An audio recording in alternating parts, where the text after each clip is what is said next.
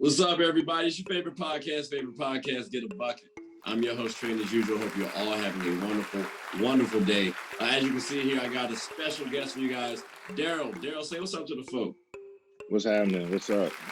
I don't want to be, I don't want to make it seem weird, but I didn't give out the full government. I just want to make sure that's clear. Gotta keep people's identities secret. It's G14 classified because Darryl is a very important person. Already, man. No, but Darryl, how's everything, man? How's everything? Good, man. Everybody's good. I'm good.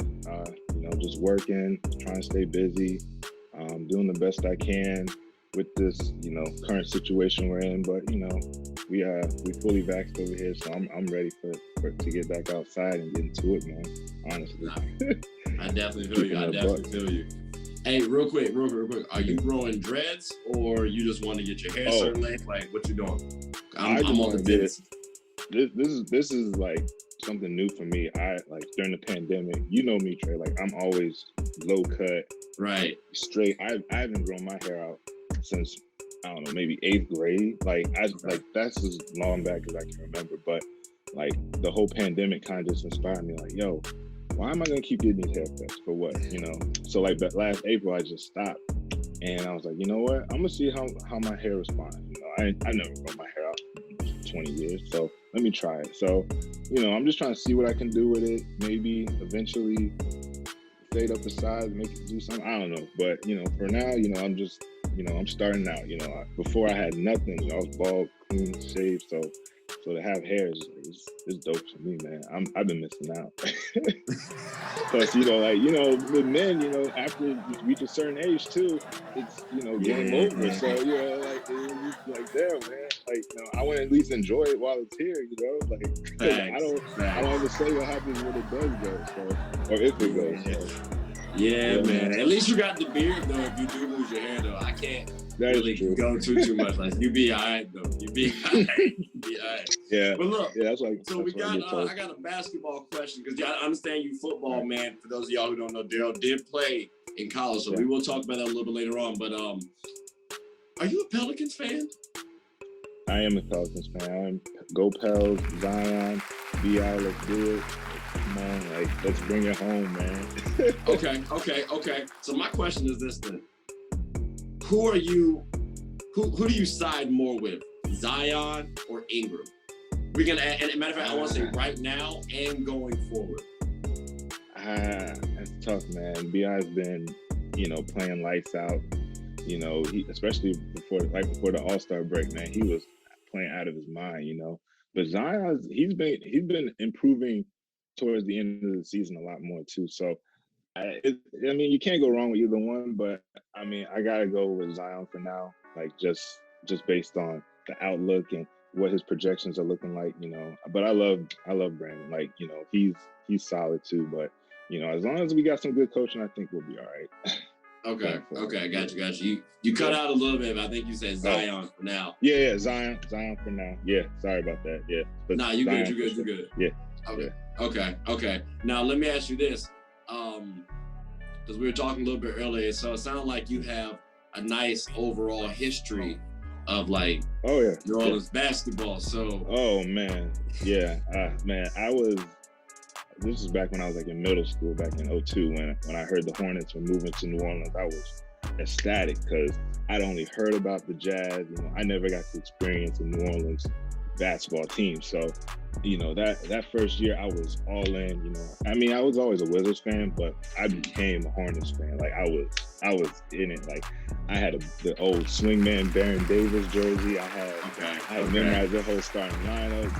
David West, Jamal Mashburn. It was, man. It was that was when I was really in it. And I would say I was a big NBA fan and NFL fan at that time. That's for sure. I was in it. But honestly, throughout the years, my fanhood kind of waned a little bit because honestly, the Hornets, they always went up against someone better. I remember they got knocked out by AI. I was mad about that. We got knocked out by young D Wade. I remember being real pissed about that one. But but nowadays it just feels like if you don't have those stacked teams, you can't win in the NBA. You can't, or at least you can't win a championship. And I get it. Players' rights, and I'm all for the players, but it's a little unfair to the lower market teams that can attract that talent. You know what I mean? So having that big 3 or big 4 or whatever they call it, the nuts now, how can you compete with that? Especially in the 7-game series, like you can't. That's just it. Like it's a wrap. And and that's what kind of pulls me away from the NBA a little bit. If you enjoy it, or if you're a fan of a team that's not the Nets or the Lakers or Golden State, or some teams are making noise. I will say Toronto got it done. A couple years ago. Spurs. Yeah, it does happen. It does happen, but for the most part, though, I mean, who you taking, man? You're gonna take the team that's loaded, right? Like, it's not it's a fun ride, though. I'm biased. I'm a Lakers fan, so like, I know. So you always got a chance. Year, I don't. And the thing is, I was when AD left, that's what I'm saying. Like AD left, like. But you got a whole bunch of picks back. You got Brandon Ingram, Zion, Lonzo, Josh Hart. Like, you got a plethora of picks, bro. Like that. Come on, man. But look what happened as soon as you guys got AD. When the whole bubble hit. The bubble hit, okay, bro. I didn't think we were gonna win last year. We got lucky. Ship, man. We got lucky. We gotta do it again. We gotta get to the finals. We gotta get to the finals again this year. And the Clippers fell apart. Like, it's like everything's aligning for you guys again. Exactly. I mean, the Suns are making noise. I'll say that. I didn't expect that. I mean, they took that bubble loss, or when they got eliminated, they're like, well, that's why I took it personally. Look at that. They took the number 1 seed. Yeah, and CP3 helped out too. MVP candidate. Yeah. Let me ask you this: for your Pelicans, what do you guys need to make it to the championship, to be contenders? I don't think you need too much, but like, what do you think as a fan? I think you need like true NBA-minded not talent, but like coaching. Like that's a very underrated thing. Like when you have a coach that understands the players and used to play, I feel like that gives you so much more of an advantage to like make a cohesive group even better. Like I know the Pels made a coaching change, but it's just like, but like, how many times are we gonna go through this, man? Like I remember we did have a nice run with Rondo that one year. I do remember that. I remember we beat the Blazers, and then and then we got stomped out by Golden State or someone. It was just like, like what are you like? You can only go so far. I think Cousins was like injured for you guys as well, because y'all were a 3rd seed, if I'm not mistaken, at one point too. It's just unfortunate like injuries that hit y'all. Like Boogie and AD on the same squad was a force. And Rondo was playoff Rondo. I remember like they beat up on the Blazers. Yeah, but guess what? None of those players are there right now. Like, and that was what, 3 years ago? Like, that's just injuries, though. That's just injuries. That's how quick. But that's the NBA, man. Like, it's just a little harder for me to see the parity in the NBA. Like teams being like, but in NFL, any team can win it. Like, if you really, draft well and can put it together, any team can win the Super Bowl. Like, I feel like you have a better shot at that. Versus if you have more stacked teams in the NBA, like there's nowhere you're gonna win if you don't have the right talent, So, it's cool. Yeah. I mean, it's fun. Like you said, like it's fun to watch. But when I think of the championships, I'm like, it's hard to like keep it going, like as a fan. So you feel like there's not too much y'all can do outside of bring in another top tier talent. Yeah, I mean, but who's gonna come? Like. I mean, I think a few people would not mind playing with Zion, especially like you got to think he's an interior presence and he's also developing a nice little playmaking game. I believe so. Like I think my cousin and I were saying, or at least my cousin was telling me he wished he could like play at the 2 guard position. I think that's a little bit tough, but that 3-4 slot, that's not bad for him. Right. BI at the 2-3 position, that's cool. Lonzo Ball, his 3-point shooting is coming along. I like Steven Adams. I do want to see somebody be able to like space the floor for Zion. Yeah, I think that's what they need. Yeah, I would say that. Like, yeah, if they can have a true guard to kind of run things. You don't believe in Lonzo? Like, nah. I'm more traditional. Like, all right, when I think of basketball, like this new age basketball is just, it's fun. But to me, I'm traditional, man. You gotta have someone bring up the ball. Yeah, we need someone like that. Or, I wish we had like a Steph Curry, somebody that can, be like a floor general. Because we had CP3 too, we drafted him too that way. So, like I said, it's tough, man. That's why I'm like, I'll watch it, I'll tune in, but I'm not gonna be as invested because I kind of already know what the outcome is gonna be. But so, okay, all right. So this is a great transition. Okay. Let me ask you this: who's your favorite NBA player? Current or just all time? Current. No, yeah, current. Current. I would say, I know I'm gonna catch some heat, but I'm gonna take the hometown guy, Kevin Durant. I'll say my man. I'll say KD. I mean, people hate on him. I get it. He deserves it, honestly, but he's amazing. You can't hate his talent though. That's undeniable, and seeing him, come up in the area, and I remember watching them at Texas in the NCAA tournament, back in like 08 or 09, whenever that was. So I remember those moments and realizing, okay, this guy, he went to Montrose, right up the street from me. So, I've followed him, but I didn't think he'd be this great, coming out. I thought he was a little too small, but I mean, as far as frame wise, but not, tall. But yeah, man, he's probably definitely my favorite right now. I mean, that I enjoy to watch. What about you? LeBron? I was gonna say mine is KD and Curry. I'm kind of torn. Okay. But, Curry about my height. We got similar builds. So I always felt like, hey, dog, I can fit in the league. I tried out next to you. Nah, I'm joking. Slightly. All right. What's your NBA Finals prediction this season? I'm gonna just go Lakers Nets, man. Okay, I was gonna say I'm gonna pick the easy go-to matchup. I don't expect there to be too much drama, honestly. Okay, all right. Outside of the Lakers and Nets, give me another Finals wish list. Another Finals wish list. I mean, I would love to see the Pelicans play the Wizards, but that would never happen. So, that's what I mean. I mean, I could spitball stuff at you. Maybe I should have said realistic. Okay, that's my bad. Okay. That's my bad. I would love to see. Well, technically, it's a possibility. So, it is. But they are. Yeah. You said my wish list, and that would be my wish. But if I had to be realistic and who I would like to see, I would like to see some new blood represent each conference. So, the Nets would obviously be that. But I would love to see the Suns make it. Just someone new. No disrespect to the Lakers, but I mean, y'all got what, 8 championships? You've been there, done that. You did it last year. It would be all right. I don't count last year's too much until I face a Celtics fan. But it is what it is. It is what it is. I would. Man. That's just a short, man. You gotta take one when you can. We had enough. I'm spoiled. I've seen 5 already prior to this one, so I'm it's not. I appreciate it. It's cute, but you gotta do it again.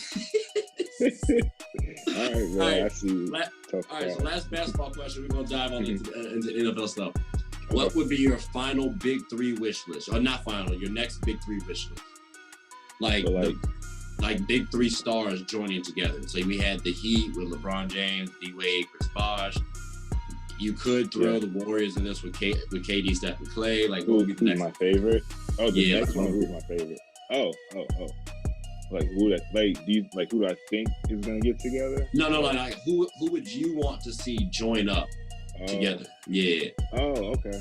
Oh, honestly, I wouldn't mind if we got a little Thunder reunion from 2010, Harden, KD, Russ, one more time. They can't put it together. I think that would be fun, man. Russ don't shoot well. I'm sorry. He not gonna do the things I need to do. James Harden so much fun to watch, man. Nah, dog. I'm sorry. It's fun to watch, but I would love to honestly that was the one that'll go down on the 30 for 30. The team that should have got a ship at least once.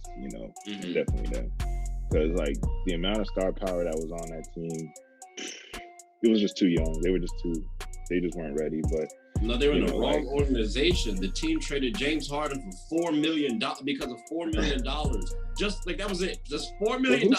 You could have kept James Harden on your team for years. But who saw that happening, man? But who saw it though? I didn't see that happening, and I remember watching him at Arizona. So, but like, I didn't see this happening. If you saw James Harden turn into this, man, you deserve that $4 million because I didn't think he'd be this great. Man, let's move on. All right. I'm tired. I'm frustrated. All right. So, the NFL draft took place. You're a Saints fan. Obviously, people could have guessed that because you're a Pelicans fan. And as y'all can see, I'm a Panthers fan. You know what time it is. So we've had a couple of discussions. Were you happy about your Saints picks? I am probably one of the most critical Saints fans you'll meet. No, I'm kidding. I'm not that critical, but I wasn't blown away by it. We drafted Peyton Turner, defensive end out of Houston. Another kind of raw talent. And it just feels like it's Marcus Davenport all over again. We just traded 2 draft picks, 2 first rounders 2 years ago for Marcus, and he hasn't turned out. So why are we taking another pick on a defensive end on another project? We need either a wide receiver, corner, a little bit. Those are positions that need the Saints need right now. And so when I saw that pick come through, I was like, why, man? Why do we keep taking things like these? So you don't want to have a stockpile? You don't want to have a stockpile of them though? Because I did see reports saying that you guys need cornerback, linebacker, wide receiver, maybe even QB. I thought y'all were fine at the QB position, but those positions you could have addressed before this position. Right. And I'm like, we have enough defensive end. I mean, we let Trey Henderson go. I mean, he was actually second in the league in sacks last year. A lot of people don't know that. Number 91 white boy could get after the QB, but we lost him to free agency. We weren't going to pay him because he had 13.5 sacks. There's no way. So I understand they kind of needed the bodies too on the defensive line a little bit, but we have enough there already with Cam Jordan and Marcus Davenport. Use them, use the pieces we got. Maybe go in the 3rd round, 2nd round, get another DM, but don't waste the 1st round, bro. Come on, man. Because we've been known to trade these picks away. So to actually be able to use it, I was hoping for a corner or something like that. But it is what it is. I'm gonna be cheering for him. So what else am I gonna do? Be mad for a day and then be mad when he sacks somebody?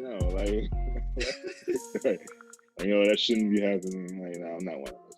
But how about you, man? I saw y'all got JC Horn. Yeah. Man. Know his dad, right? I know of his dad. I know his dad was kind of upset too that we didn't get enough attention on him. He's a Saints legend, man. Joe Horn was our best receiver, my whole middle school, early high school days. Up until that first year with Drew, he was still there. And I love watching Joe Horn play. So it kind of hurt to see his kid go to a divisional rival, But top 10 pick, man. He looked like a beast. He was right in you guys' backyard at some point. So, I wasn't surprised, when I saw the pick. I was like, yeah, okay. There you go. Y'all got one. Hey, well, we need to help. We need to help on defense. I know that we changing up a few things. So I think our offense actually might be sustainable. It's just the defensive end. It could be. I don't know. We still have Christian McCaffrey. I don't think Sam Darnold. What do you think? I was about to say. What do you think of Sam, man? I'm a USC fan, so I might be biased. But I don't think Sam was what we saw from Sam. I think that was the Jets as well. So I want to see exactly what we really have. So I'm going in there with a little bit of optimism, but maybe kind of like you, your Saints, because Drew Brees, he retired. This still hasn't sunk in, man, for me yet. So I saw that Lowe's commercial, and I was like, damn, he really is retired, huh? Okay. Yeah, man. How do you feel about you guys going forward? Like, is this? It's a little. It's weird because I've been a Saints fan my whole life. I've been in it probably since 7th grade. Like when I could finally. I remember I used to listen to the games on NFL.com because I couldn't watch them. Living here, in the DC area. So, like I've been in it for a while, but Drew came along in 2006. Before that, we was going through quarterbacks like this, and then he stabilized that, and rewind, started changing the culture, all that. So going forward, it's just this is new for us. This is we've had him for 14 years, so I'm a little nervous, but I am confident in Sean Payton. He's the whole reason that we even got Drew. So we still need the pieces behind the scenes, not just the main players. So I'm confident in him, but it is a little nerve wracking. Like you don't have that safety blanket there no more. So it's gonna be fun. I mean, it's exciting too. Like it was time. I came to terms with it last year. Like this is probably gonna be it. So I'm excited, but I am a little nervous as a fan. I hope this Jameis experiment turns out okay. I think y'all gonna be all right with Jameis though. Like Jameis was a decent quarterback. It's just if you limit his turnovers, he'll be fine. Like the boy can throw a touchdown at least. So that's not the question. So anybody like that, I'll give him at least 2 years worth of try. But you still got Taysom Hill. Y'all still have Taysom Hill, right? Yeah, we still got Taysom. And the thing is with Jameis that I'm kind of more calm about is because last year he actually did get to play a little bit. He came in during the 49ers game when Drew had his ribs and all that stuff crushed, and he was out for those 6 weeks. So he has come in. Taysom started the next couple games though, or a few games, but Jameis did come in that game, and he came in the playoff game against Tampa Bay. Dude came in and threw a 7-yard touchdown. Like, I'm like, while I was watching it, it's the playoffs, man. You do everything you can to win. I'm like, coach, you just threw a 7-yard touchdown. Keep him in the game. Like, what was it don't take because Drew was just not. He wasn't himself that game. We got up on him too. It was just Jared Cook fumbled, defense couldn't hold him to one score, and then we just couldn't move the ball on offense. Like it was just, and then we ended up losing to the eventual chance. But still, like I felt like we had him, like right. But that's neither here nor there. So let me ask you this one. And after this is gonna be the last question, football related. Then we're gonna slide out to your conversation. Okay. I've made the statement that if Drew Brees did not win this season, you can make the argument that he's overrated. Give me a second. Okay. So I wanted to know where do you rank him all time? Because for me, he's had a lot of weapons. Like he put the Saints on the map, but at a certain point in time, like he's had, like Michael Thomas is great. Like that man is a great wide receiver. So he's had tremendous weapons before, but only one ring to show for it. Like Aaron Rodgers only having one. Okay, cool. It's explainable. Then, it's like, okay, I get you. Like, okay, what's your take? I'll give you this. Okay. Drew has had weapons. He's also made, chicken soup out of chicken-ish, like there have been times where we didn't have nothing to offer, especially like early 2000s or late 2000s. So Drew, all right, just to answer your question, he's in my top 3. Like he's got to be up there. Because the reason why he did not win a lot, because when he was hitting his prime, dude has the most 5,000 yard seasons in the NFL. You can't tell me that's a fluke. The reason why he couldn't turn them into championships because those years we had the worst defenses in league history. Go and look it up, 2015, 2014. Those were Drew's amazing years, but we also had some of the worst defenses in NFL history, giving up the most yards of all time. So there was no way that he could have gotten even to the playoffs by carrying such terrible defenses. Like that's just, the facts right there. Like, you know, we did kind of get better on defense once we drafted Kamara, that 2017 draft, Marshawn Lattimore. We did get better, but they were also super young. So, like, you know, there's another developmental phase that has to happen before you can get over the hump. And then I would say 2018 was our best shot at winning it, you know, minus the no call with the PI and all that against the Rams. So, you know, to me, that was number 2. But, you know, you can't count unless you actually get there. But yeah, I mean, Drew's always been amazing. You know, like from his little kid from Texas to Purdue to breaking his arm in San Diego to, you know, coming to us and winning a ship. Like, you know, I can't argue with, you know, the yards. He's king. Like, you can't. How can you not? Yeah. He has the most yards. Who's your top 3? Who's your top 3? All right, I got a question though. If he's not top 5, okay, to most people, like, what other statistic do you need besides he plays the quarterback position, right? Mm-hmm. What's the point of the quarterback position? To throw the ball, correct? Mm-hmm. To get it in the end. Okay, he has the most of those, you know, yards. He has the most of those, and he has the second most of touchdowns. Those things that you need. So how is he not in that discussion? I'm trying to figure that out.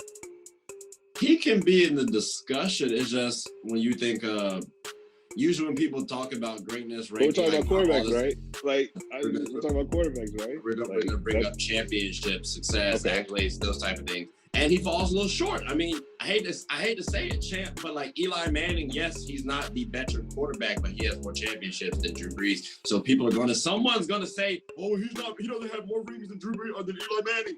We understand that Drew Brees is the better quarterback. Like, Drew Brees might have more talent than Tom Brady.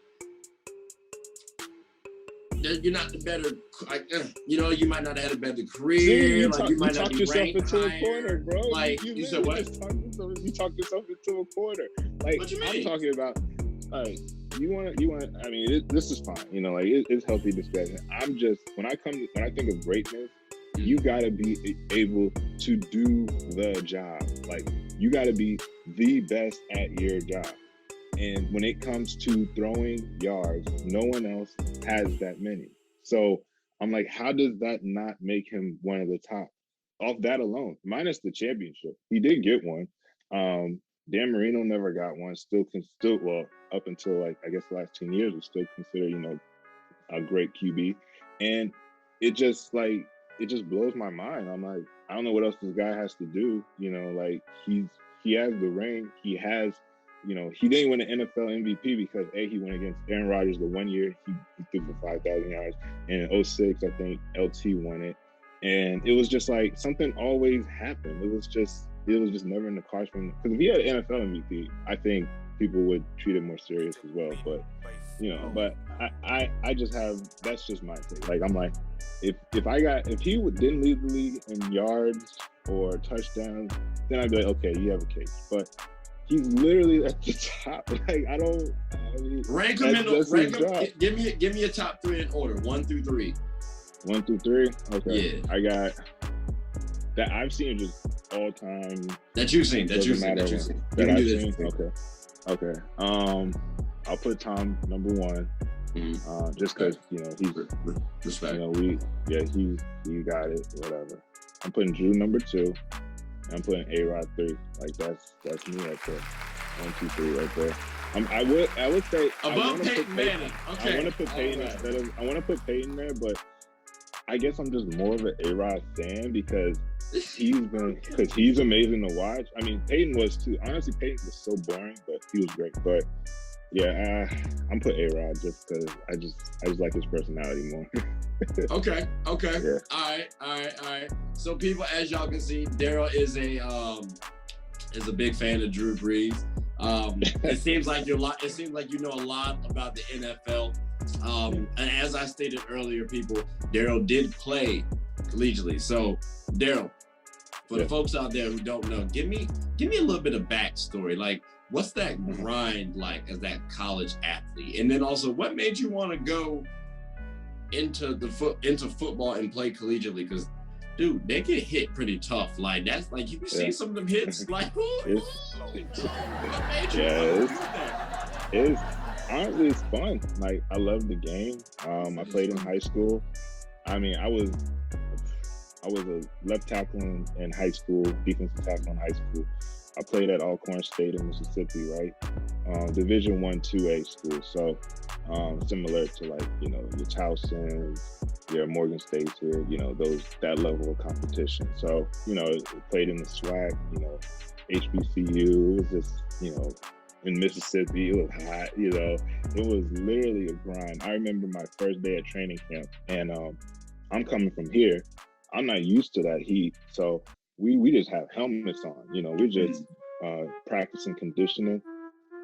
Man, I think we did like 3 drills, maybe like, you know, just conditioning drills. I remember I was like, I literally had to stop, took my helmet off, and I just, like, it all just came out because I just wasn't ready for it. And I had been training that whole summer. Like, you know, I've been training here, you know, at the local gyms, you know, running, doing hills, blah, blah, blah. But that humidity down there, it was no joke. And, you know, I had to get used to it real quick. You know, they were just like, come on, DC, you supposed to be really this, you supposed to be that. Yeah, I'm like, you know, I'm 18. I just had the prom 2 months ago. Like, I was like, what am I doing down here? But nah, it's no joke, man. Because when you're in college, you still gotta go to class. You got AM practice, and you go AM practice, breakfast, class. Then you got your own practice, the real practice after class, and then you got team meetings till like 8, 9 o'clock at night, and then you gotta do homework, and you still trying, you know, maybe catch a little bit of Monday night game, whatever. Like, and before you know it, it's midnight, and you gotta wake up again at like 5 a.m. Like, it's a grind, man. And, you know, away games, you gotta go, you know, you gotta make sure that, you know, you don't miss too many classes, because away games, you gotta leave early sometimes. So, you know, like on Fridays, I would have to take my test like on a Thursday. You know, like you would adjust your schedule. Just for people that don't know, like how do college athletes adjust when you have like in the week, you know, games and stuff. You know, all the teachers are aware of your schedule, so you kind of plan ahead of it. But like, there were plenty of times where I had to take my bio test, you know, alone in a room because the class already taken it last Friday, so I had to take it on Monday. You know, like you gotta, like, you know, be prepared for stuff like that, man. And it's tough. But I think it prepares you for the workforce, wouldn't you say? Because like, I think now coming from like that type of world into the world, like it's the working world, bro. Like, you got to wake up for a meeting. I mean, it's still a little bit of adjustment, but like still for the most part. Yeah, it's a different type of meeting though. You're not you're not getting yelled at. You're not getting you're not getting picked apart in film. That was the one thing. Like, I remember our offensive coordinator, Coach McKenzie. You know, he was a man of faith, so he never cursed. So in these meetings, he would just be like, "What's the guard doing? Like, what are y'all doing?" And like he'd be like, "Son, what are you doing on that play?" And I'll never forget, he said one thing to me. All right, so let's just be quick. I was supposed to make a block, so I played center in college. I was too small to play tackle, actually. So I was a center. I made the move, snapped the ball, made the move. But then when I got to him, I didn't do anything. Like, I like froze up, so I was like, damn, I'm supposed to go up here. And then he was like, son, I'm gonna tell you this one time. A little bit of something is always better than a whole lot of nothing. And that always stuck with me through life, through anything, no matter what. Just a little bit, even if you just try a little bit, just, you know, like maybe love your girl just a little bit more. Maybe try a little bit harder on that test. Maybe try a little bit harder at work. It is so much better than you just throwing up your hands. I'm out. I'm done. It always will pay off. And I always took that with me. Like, even at the gym, I'm like, man, just go a little bit harder. It's better than me just not doing anything. You know? Exactly. So I mean, that's something I learned from that. You know, that whole experience was just, you know, it's tough, man. I got hit. I got concussed. I'm not even gonna lie to you. There was some times I probably should not have been playing. You know, but it was fun. Like, I loved it. Tough. Tell me this. In your world, right? Mm-hmm. Have you ever experienced any racial oppression? Racial oppression? Yeah, man. I mean, I'll give you an example. When I was down there, I played in Mississippi, right? Alcorn, small school, very remote, southern part of Mississippi, the state, closer to the river. So There was a local Walmart, and I would go there to do my weekly shopping, whatever. So when I would go there, I remember just the feeling when I was walking through an aisle. This white couple were right next to me. They saw me coming down the aisle. They're like right here. I was coming towards them. They literally saw me walking towards them, got out of the aisle, went around. I was still in the aisle, so I turned around and I saw they had come through the other side. They did all that just to avoid me. And I was just like, what is, like, you know, it wasn't exactly oppression, but it was like, I was like, okay, I see you type, you know. Right. And as far as like, you know, growing up with it, like I remember just, you know, going even just to like certain like 7-Eleven stores, you know, like the owners would always make us take our backpacks off, you know, thinking that we were gonna steal something. You know, I'm pretty sure you probably faced something similar. And I'm like, you know, I'm a straight A nerdy kid. I'm like, if you talked to me back when I was 13, you would have thought, you know, like, oh, this isn't what, you know, like I was, you know, chubby, you know, I like, you know, Dragon Ball Z, and you know, like, I was all in, you know, I still listen to like, you know, Blink 182 on top of my, you know, my normal DMX, you know, like I wasn't that picture that people thought of when they saw kids that looked like us, you know, and it's just like, it's just sad, you know, that people just assume off the break like you're a certain way just because of the way you look, you know, and you know, there been plenty of times where I didn't get jobs or, you know, things of that nature too, just because of how I look. I'm like, come on now. Yeah, that's tough. But, you know, for those of y'all who don't know, Darryl is pretty well employed. I mean, in IT. I mean, you want to give a quick little spiel about that? Yeah. I'm currently working in cybersecurity for Ernst & Young. Actually made it to manager. I'm currently doing IT compliance work for EY. I'm making sure that, you know, our IT systems are government compliant. So, you know, it is what it is, but you know, it's a good job. It's stable. Like, you know, I love it. I love the work. You know, certain people probably not as much, but you know how that goes. You know, that's the good with the bad. But now it's you know, being a black person working in IT. I mean, you don't see too many of us, you know, around. So it is a little tough in that regard because people don't know how to approach you, or you know, they think I'm a certain way or that I don't know certain things, you know. But when I talk to them and explain that, you know, I know this stuff too, dog. Like, I got the same certs as you. I've been around the block, and that was one thing I did have to fight for at EY, was to get compensated correctly, because I had another coworker who was not black, who was Asian guy, and he told me how much he was making getting promoted to senior too, and I'm making $10K less. And I'm like, and I told him, and he was like, bro, wow, I didn't know that. You know, he had like, you know, that accent. Yeah. So, and he's like, that's weird because you got a master's degree. I don't have that. And then he's like, and you got a cert, right? And when he said that, I was just like, okay. You know, like, that's the game y'all want to play. Like, you know, I've been doing this longer than this kid. I got the master's, I got the cert, but yeah, he's still making $10K more? Come on now. You know why, man. Yeah. No, that's real. That's definitely real. Dude, so it still happens. I hear people say it's not real. It is real. Yeah, nah. Hey, Darryl, I don't mean to cut you off, bro. Look, we gotta head off, big man. I greatly do appreciate everything you said, of course, though. Man. And for those of y'all who, Darryl, do you have anything you want to say to the folks before we head out? No, I just want to say thanks, Trey, man, for bringing me on. Glad we could, you know, sit down and have this discussion, man. It was fun. You know, I'm always open to coming back. You know, if you would like, just let me know. Oh, definitely. Well, look, thanks for everything, bro. I really do appreciate it. We had definitely a good conversation. You definitely will be back on the show. So that's easy. Could bring you on the weekly, Jones.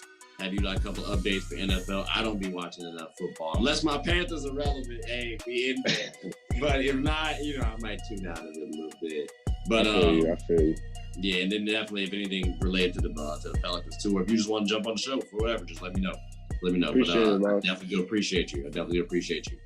And with that, ladies and gentlemen, that is the end. Take care.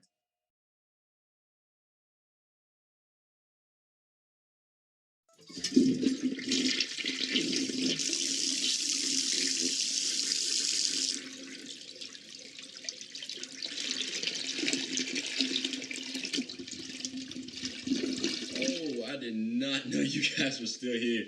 As you can see, we're at the back end of the show. No pun intended, but look, hope you all enjoyed it. And before you go, please subscribe to the YouTube channel, follow the IG account, share the content to anybody who's anybody. And most importantly, leave your thoughts and comments below. But I got to go back and play Buddy in 2K, so let me unmute him real quick. Excuse me. Hey, boss, I'm back. Nah, you better catch this word. You know we get buckets around here, too.